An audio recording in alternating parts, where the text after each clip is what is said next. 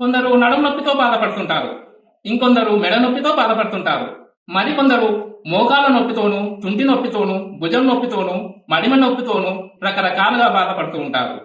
ఈ నొప్పులను భరించలేక పెయిన్ కిల్లర్స్ వాడుతుంటారు. ఈ మాత్రలు వాడినప్పుడు తాత్కాలికంగా ఉపశమనం కలుగుతుంది, మానేయగానే యథావిధిగా మళ్లీ నొప్పి మొదలవుతుంది. ఈ పెయిన్ కిల్లర్స్ ను రోజులు తరబడి, నెలలు తరబడి, సంవత్సరాల తరబడి వాడటం చాలా మందికి అలవాటైపోయింది. ఆకలేసినప్పుడు అన్నం తినవలసి రావడం ఎంత కామనో, ఈ రోజుల్లో రోజు నొప్పి వచ్చినప్పుడు పెయిన్ కిల్లర్స్ వాడటం అంతే కామన్ గా చాలా మంది జీవిస్తున్నారు. వీళ్ళు చేస్తున్న తప్పును ఒక ఉదాహరణతో తెలుసుకుందాం. ఒక గదిలో ఉన్న సింక్ లోని కుళాయి ఆన్ చేయబడింది. కొంతసేపటికి సింక్ నిండిపోయి ఓవర్ఫ్లో అయి ఆ గదిలో ఫ్లోర్ అంతా నీరు చేరుతుంది. అలా నీరు చేరగానే మాప్ తో క్లీన్ చేస్తున్నాం. అలా ఎన్నిసార్లు క్లీన్ చేసినా తిరిగి నీరు వస్తూనే ఉంటుంది. మనం చేయవలసింది ఆ ఫ్లోర్ ని క్లీన్ చేయడం కాదు, దానికి మూల కారణమైన సింక్ లోని కుళాయిని ఆఫ్ చేయాలి.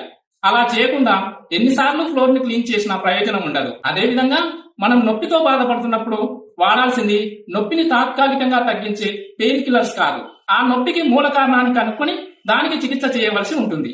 ఆ మూల కారణానికి చికిత్స చేసే విధానాలు ఆయుర్వేదంలో చెప్పబడి ఉన్నాయి.